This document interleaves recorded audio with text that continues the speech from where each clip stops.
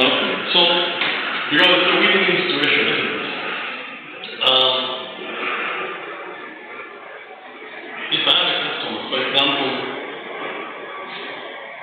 I'm selling sustainable charcoal, which I procure from a certain company, maybe Malaysia or Kalandana user. So, as the customer, I buy from Kalandana. The Kalandana hills are supplying the product to me. When they supply to me, I also sell to my customer at a profit, isn't it? So, to ensure that there is continuous supply of charcoal to my customer, I need to get continuous supply from Kalandana. So, how do I get hold of that? I need to develop a long-term relationship, which is a strategic relationship. Now, because the product that are produced in Kalandana are the ones that are being sold by me, what it means is that any mistake that they do will affect my production or will affect my business, because I want to be able to sell if the charcoal is not in good shape, isn't it? So what we do, I can work hand in hand with Kalandana to develop a product that I know it will sell. It's sellable product, isn't it? I can help them to develop a product that I know if I procure from them, I will be able to find a market, because I'm like a middleman, isn't it? I'm getting the product from them and I distribute the one to the customer. So, both partners can work hand in hand, because for example, I get a product, I put it on the market, I'll get the feedback. The feedback won't go to Anna. The feedback will go to me, because these customers are working hand in hand with it. So, I'll give them the feedback, or they will give me the feedback. After giving me the feedback, I have to get the feedback to them. So, it's very important to work hand in hand there, so that we are on the same page, so that whatever they're doing shouldn't affect my business. So that's what I'm saying. They can work in hand in hand. They can engage in joint product development. Also, they can work on marketing and even cost reduction initiatives. Cost reduction initiatives.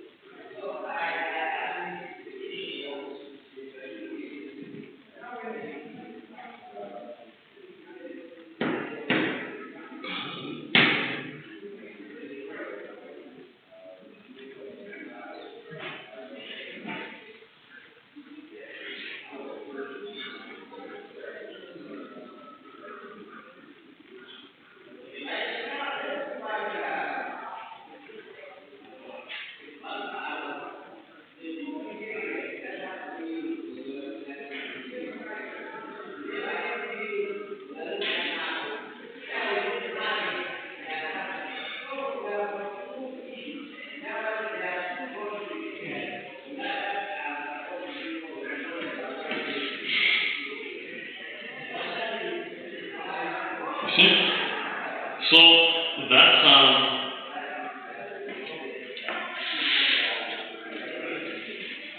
so the first category or first example could be that of strategic partnerships, and we can also have what we call the preferred supplier relationship, but what we call preferred supplier relationship. Yes, then preferred supplier, preference. So preferred supplier.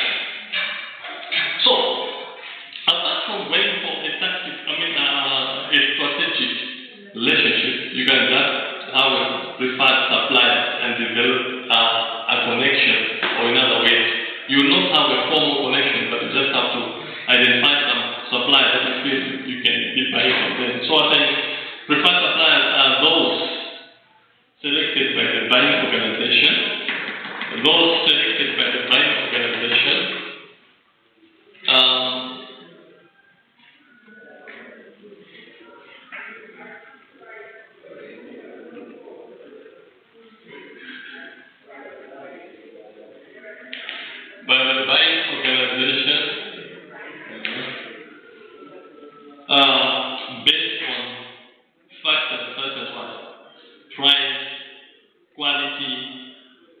reliability, and delivery performance. So,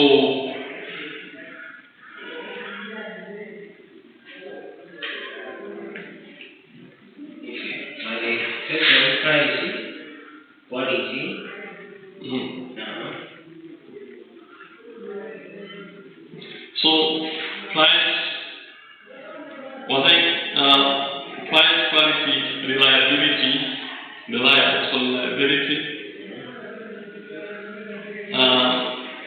and delivery performance.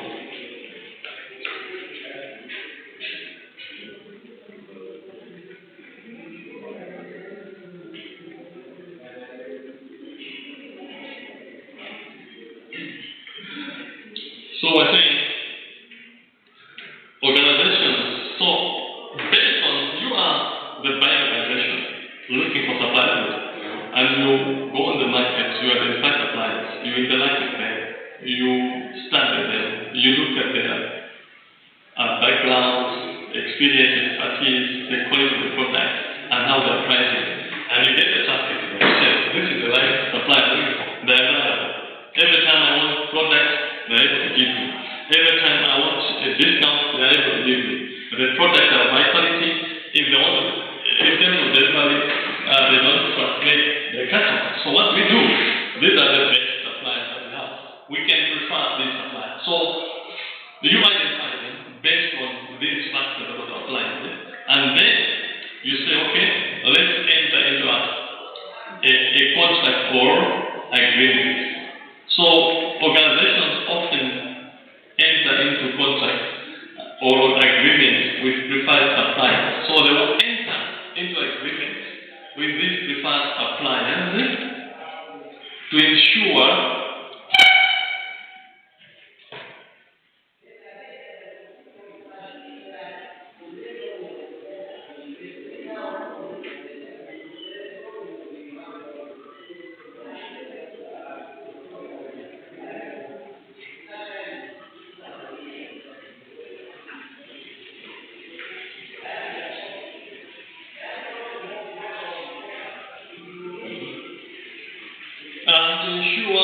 a steady supply of goods or services.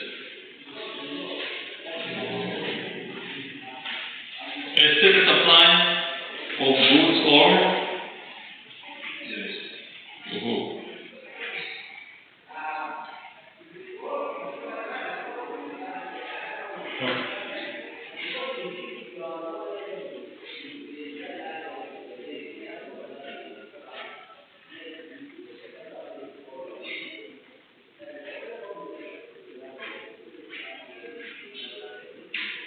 okay. So ensure a steady supply of goods or services.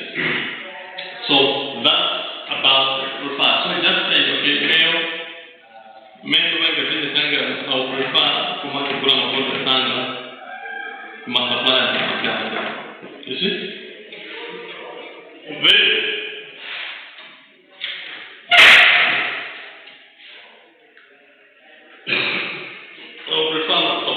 So when you identify them, you should be able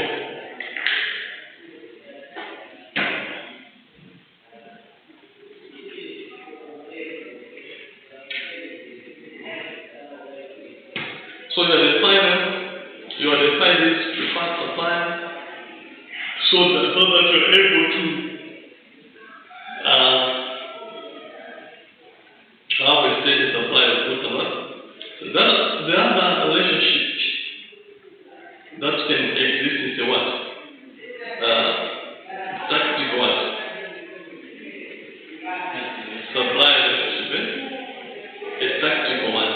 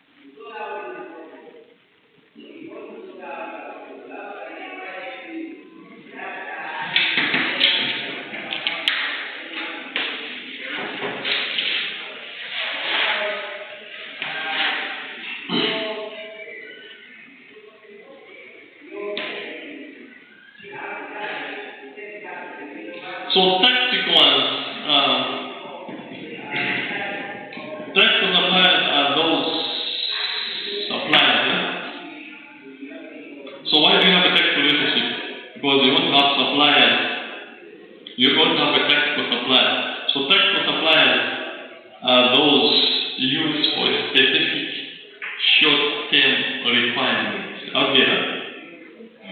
Those are used for. It's for specific short-term requirements.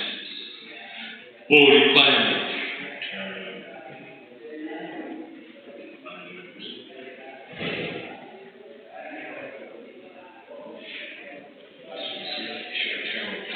Yeah, then you have a contract, a short-term contract with customers, when you supply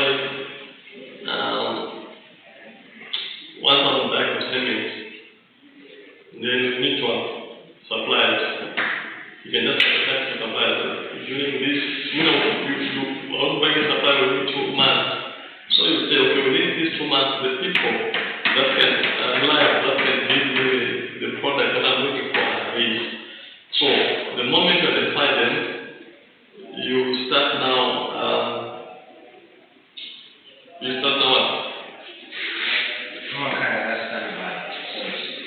Yeah, or you just need them for a short period of time because there's a need. It could be an agency, or it could be something that is very specific and you need very specific suppliers to provide those services. So you look for those suppliers. So I think the type of suppliers are those that for a specific short-term requirement. So these suppliers might not have a long-term agreement with the organization, but are still reliable, capable of meeting immediate needs. They might not have a long-term agreement with the organization, but are still reliable, capable of meeting immediate needs and provide competitive pricing. So the tactical suppliers in a tactical relationship could be anyone. You don't need to have a long-term relationship with them, but you can just spot them and say, okay, these are reliable suppliers. What should we do? You say these suppliers are reliable because they're reliable and capable of meeting our needs. Okay. And they still provide us prices that are very competitive. Okay. Yes. So they're capable, reliable. They are reliable, capable of meeting immediate needs, and provide competitive pricing. So you need them immediately. You need them for a specific need. So because you need them for a specific need, they have to be readily available. They should be able to be relied upon. They should be able to provide what we need at that particular time. So these are tactical suppliers. So you need to have those tactical suppliers in your system.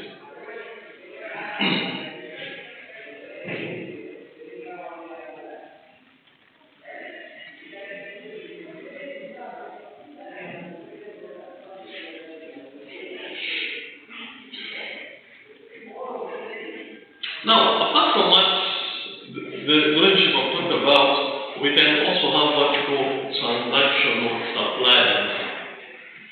Transactional suppliers.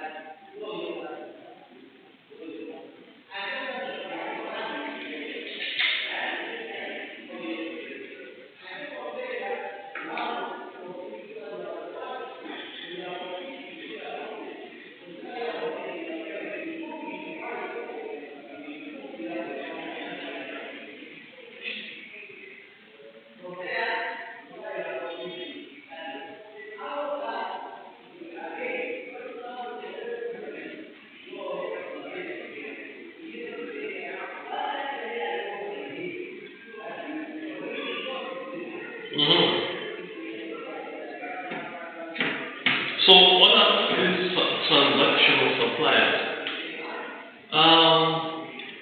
There should be a difference between a relationship and just a transactional supplier. A relationship, that's where you connect. You develop, it could be a short-term relationship or a long-term. For now, you are there for that particular customer for a particular period of time. It could be 1 month, 1 year, 2 years, but that is a relationship, a defined relationship, a connection or an association. But there are times when you don't need to enter into a relationship with anyone. You have a transaction, you get a transaction done, off you go.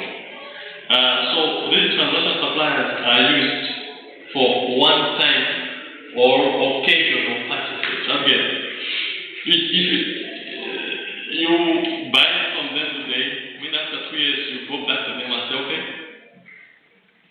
there was a time I bought from you my product, now I used to have this product. Then you buy it, off you go. So that's just transactional. Okay.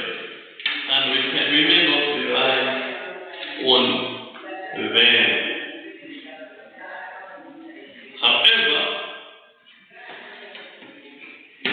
However, these transactional suppliers provide low-risk, low-value items rather easily accessible in the market. They provide low-risk, low-value items that are easily accessible on the market. Low value only product. They provide low risk, low value items that are easily accessible in the market.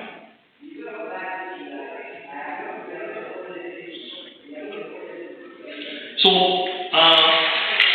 organizations have less interaction and minimal relationship development with transactional suppliers. So you never have a relationship. This might be there but very minimal because they are just one-off suppliers. You need them today, you may not need them for the next 3 to 4 months. It's possible.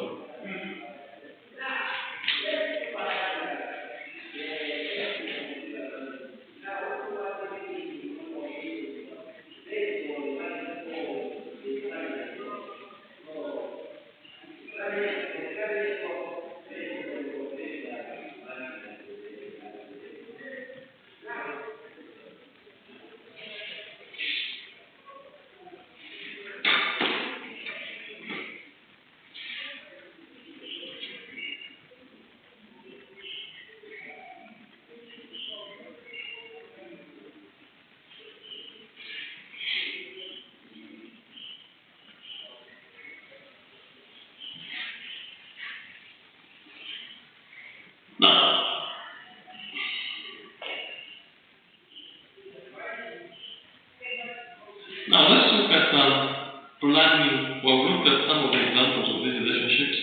Now we can look at what we call planning relationships in procurement.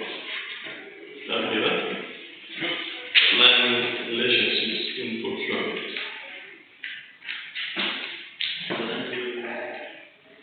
Relationships in procurement.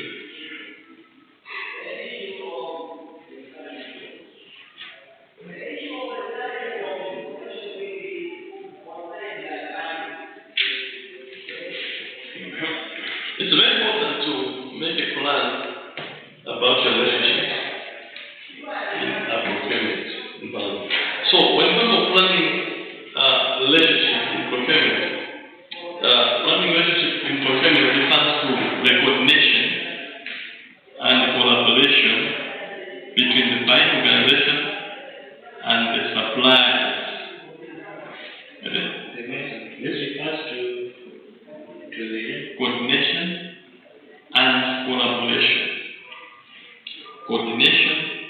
and collaboration.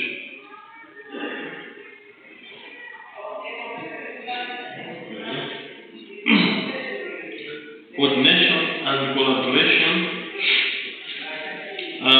between the buying organization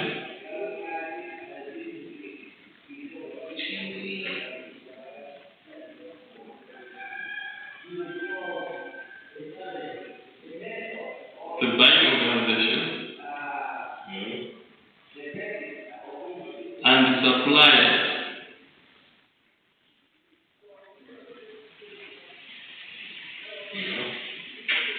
during the procurement planning stage.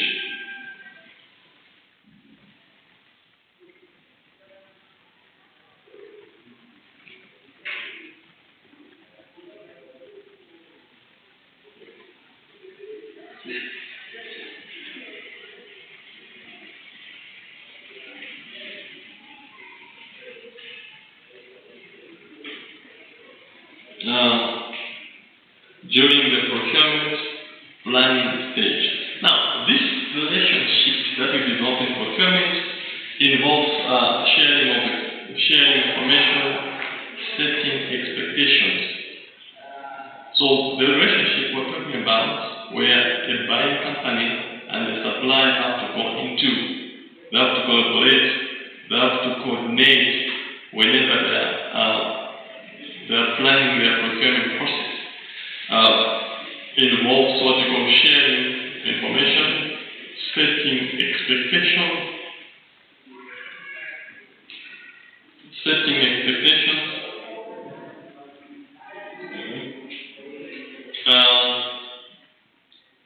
and determining the requirements for goods or services.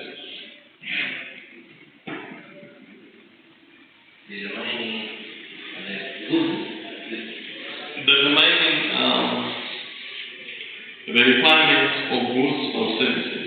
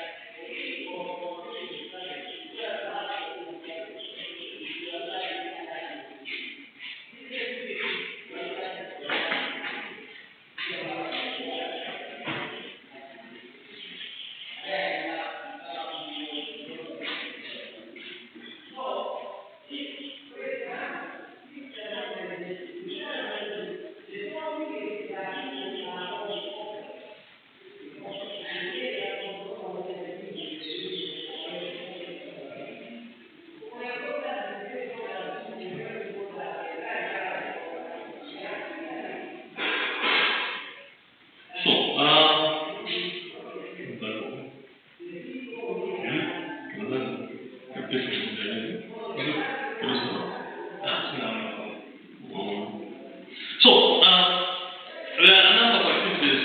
So the key activities in planning relationships include, let's look at the key activities in planning relationships. When you want to plan a relationship, you want to have a connection, a coordination with the supplier. What are the key activities?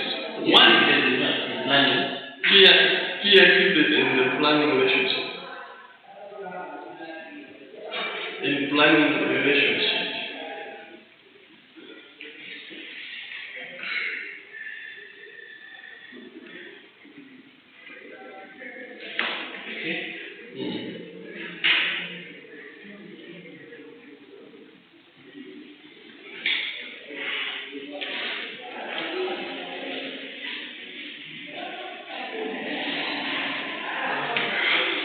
One is supplier identification. You cannot start planning a relationship if you haven't identified what? A supplier. Tomorrow. So the organization identifies potential suppliers by considering factors such as price, quality, reputation, and reliability. So they identify potential suppliers by considering factors such as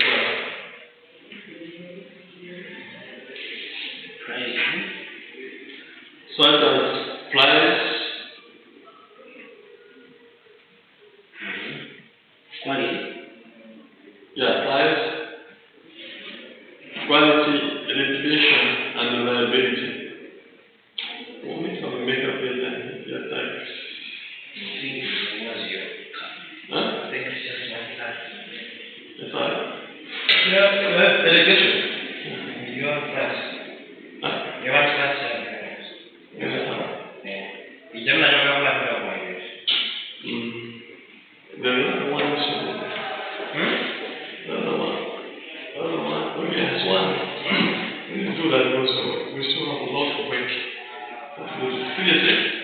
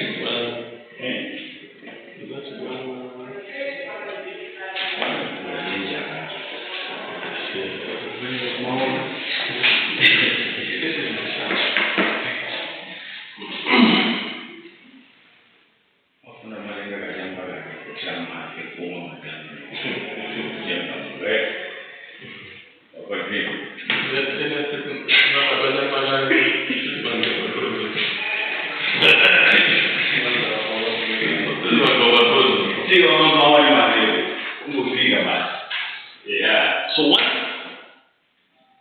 supplier identification?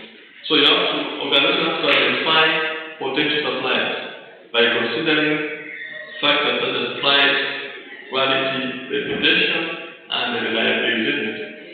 These factors should be taken into consideration when we are trying to identify suppliers.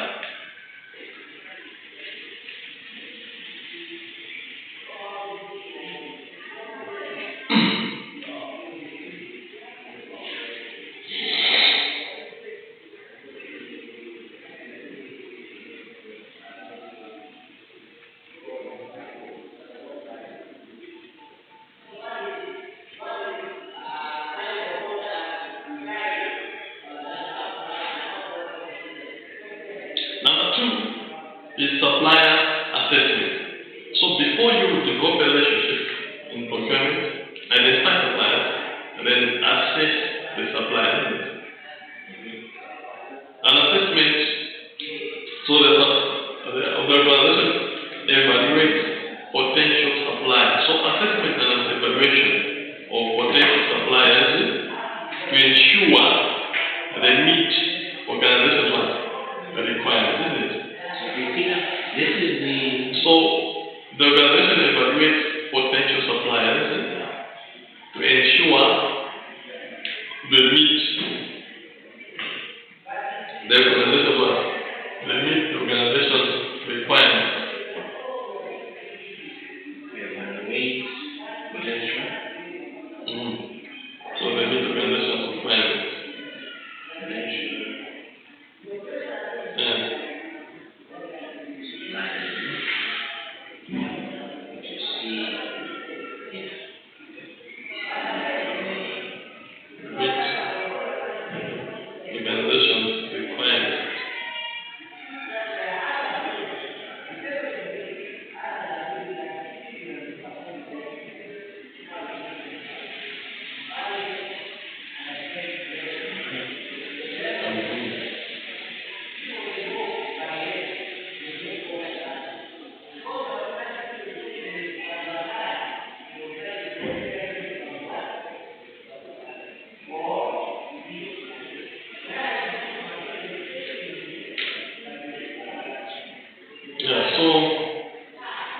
So you assess, you evaluate the police suppliers so that you ensure that the suppliers that you have identified are able to meet the organization's requirements. So conducting assessment related to financial, the assessment that you conduct should be related to financial stability, capacity, and capability. So the assessment should be related to financial capability, or financial stability, capability, and capacity. Is the potential supplier capable as the financial capacity to produce the product that we intend to acquire? Yes? The assessment should be based the assessment should be related to financial stability, capacity,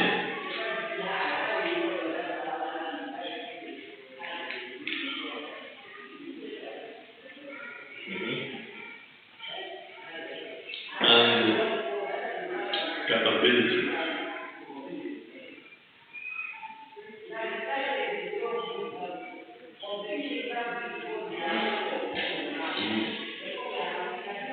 Understood. So you have to understand the financial capability of the company. Is the company financially stable?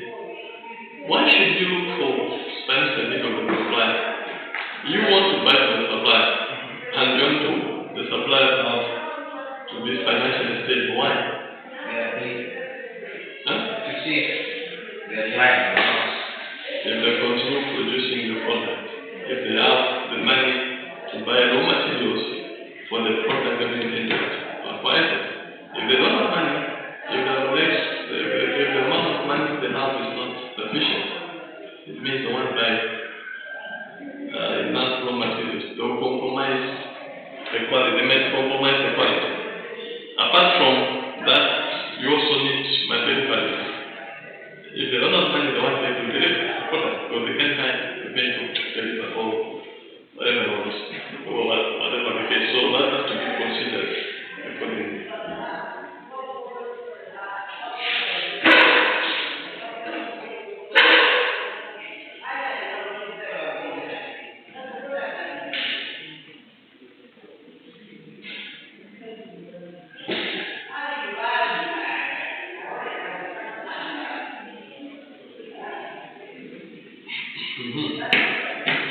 Number 3, negotiation.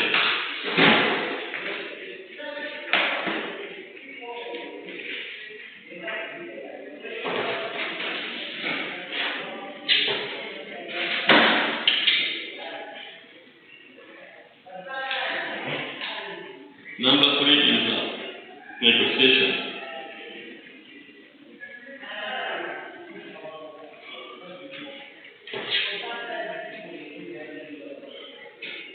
So, having identified suppliers, assessed the suppliers, well, like I said, you now know which is the supplier that was with it. So you can enter into what? Negotiation. You have to negotiate in terms of prices, quality, other things that you want to include in that particular agreement. So you negotiate. So the organization engages in negotiations with suppliers. So the organization engages in negotiations with suppliers to determine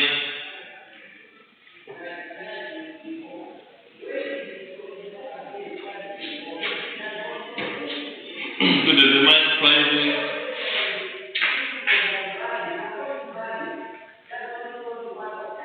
determine pricing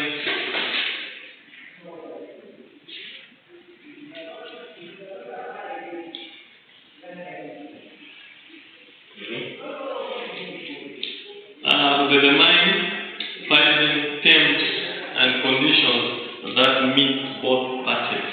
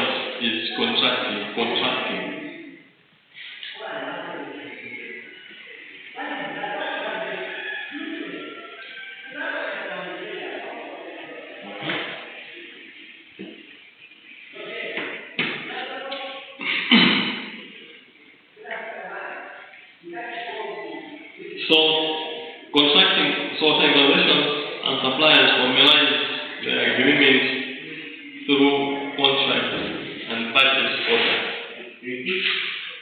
So organizations and suppliers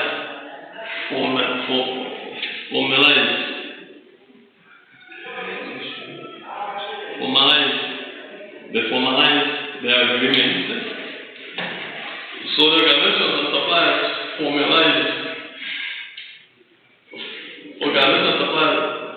formalize their agreement through contracts and purchase orders.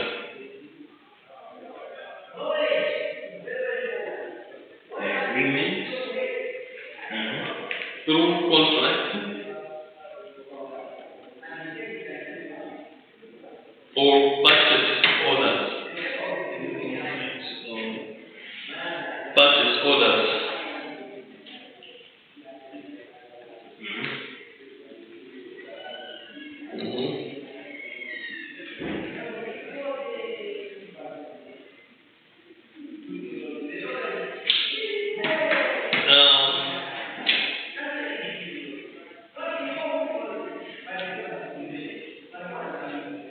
Detailing the terms, obligations, and expectations.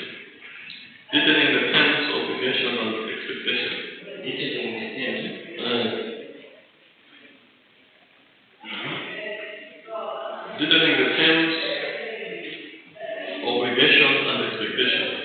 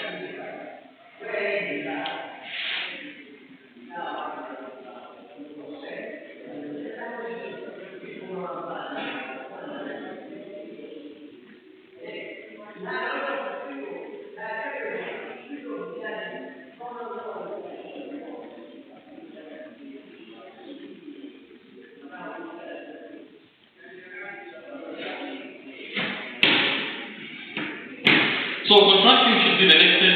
Mugabani contract means you have entered in a legal what? Relationship, isn't it? And that contract has to detail the conditions, commercial, the terms, the pricing that both parties are supposed to meet, isn't it? So whenever we're going to transact, the thing that we need to do is to refer to the contract. What did we agree in the contract? What are the conditions? What are the prices? Of course, you may decide to revise the contract at some point, depending on how both parties think or what, based on the mutual agreement of both parties, isn't it?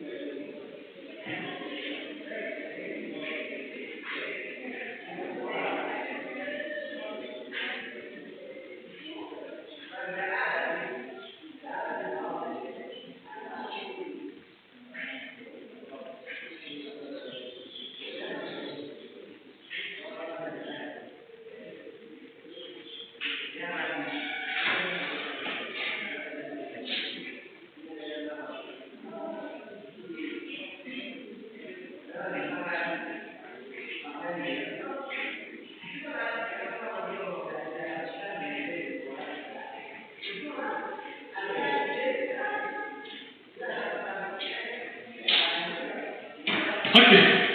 So you have contacted the supplier for next supplier integration. Integration.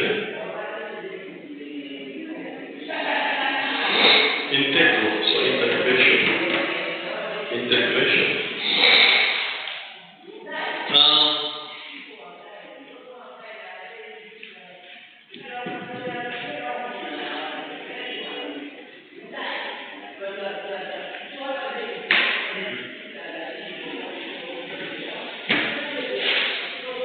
So the organization integrates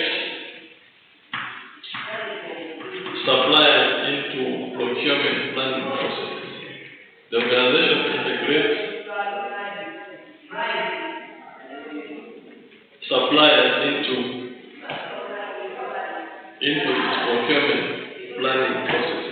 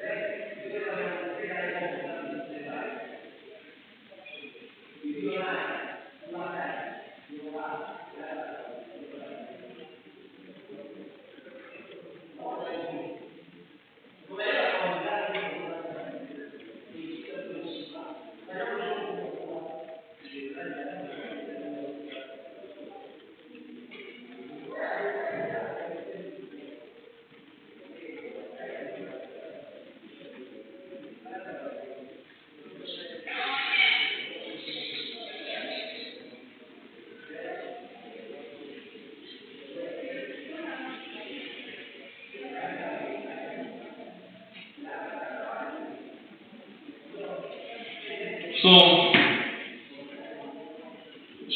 you integrate the suppliers into a system, which is very, very important. Do you have any question on what we have discussed so far?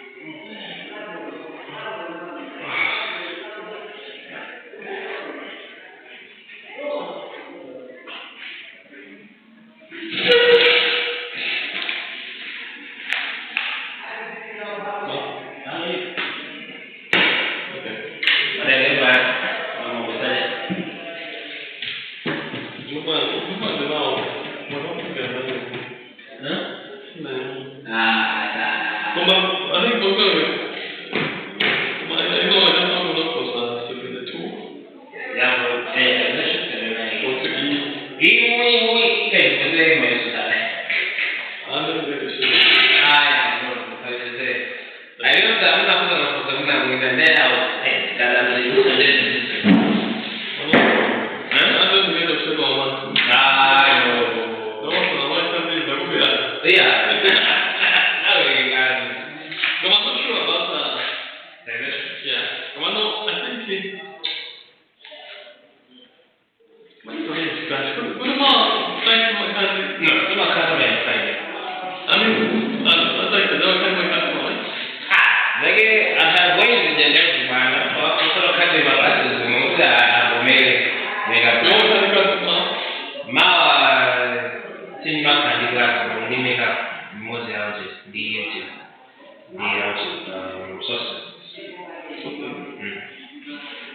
Mana ada dia itu berdesain, mana ada kelas kalau mereka.